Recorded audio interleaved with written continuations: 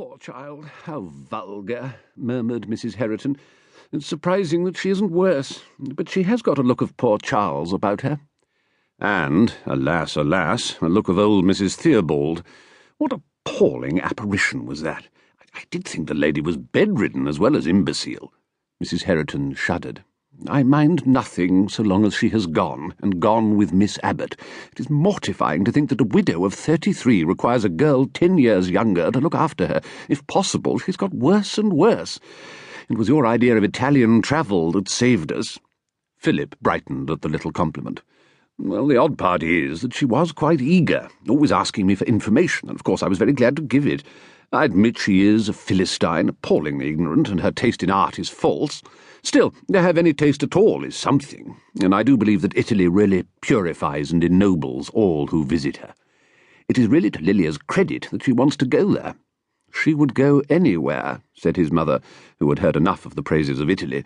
I and Caroline Abbott had the greatest difficulty in dissuading her from the Riviera. No, mother, no. She was really keen on Italy. This travel is quite a crisis for her.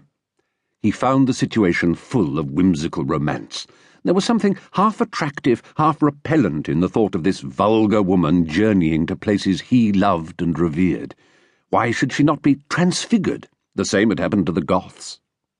Mrs. Herriton adroitly changed the subject before Philip got excited.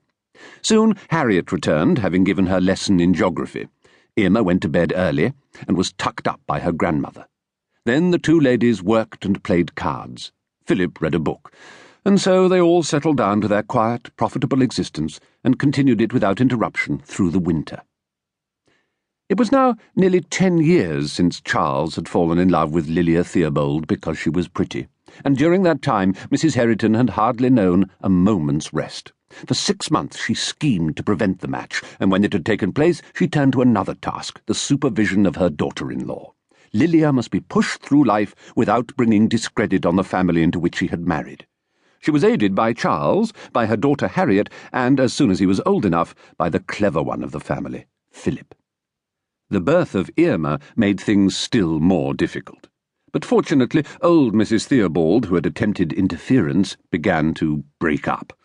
It was an effort to her to leave Whitby, and Mrs. Herriton discouraged the effort as far as possible. Charles died, and the struggle recommenced. Lilia tried to assert herself, and said that she should go to take care of Mrs. Theobald. It required all Mrs. Herriton's kindness to prevent her. A house was finally taken for her at Forster, and there for 3 years she lived with Irma, continually subject to the refining influence of her late husband's family. During one of her rare Yorkshire visits, trouble began again.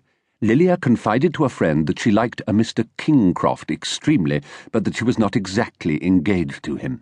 The news came round to Mrs. Herriton, who at once wrote, begging for information, and pointing out that Lilia must either be engaged or not, since no intermediate state existed. It was a good letter, and flurried Lilia extremely. She cried a great deal on her return to Forster, and said she was very sorry. Mrs. Herriton took the opportunity of speaking more seriously about the duties of widowhood and motherhood than she had ever done before. But somehow things never went easily after. Lilia would not settle down in her place among Forster matrons. She let Irma stop away from school for insufficient reasons, and she allowed her to wear rings. She learned to bicycle for the purpose of waking the place up, and coasted down the high street one Sunday evening, falling off at the turn by the church. If she had not been a relative, it would have been very entertaining, but even Philip, who in theory loved outraging English conventions, rose to the occasion and gave her a talking which she remembered to her dying day. It was just then, too, that they discovered that she still allowed Mr. Kingcroft to write to her as a gentleman friend and to send presents to Irma. Philip thought of Italy, and the situation was saved. Caroline, charming, sober Caroline Abbott, who lived 2 turnings away, was seeking a companion for a year's travel. Lilia gave up her house, sold half her furniture, left the other half and Irma with Mrs. Herriton, and had now departed amid universal approval for a change of scene. She wrote to them frequently during the winter, more frequently than she wrote to her mother. Florence she found perfectly sweet, Naples a dream, but very whiffy. In Rome, one had simply to sit still and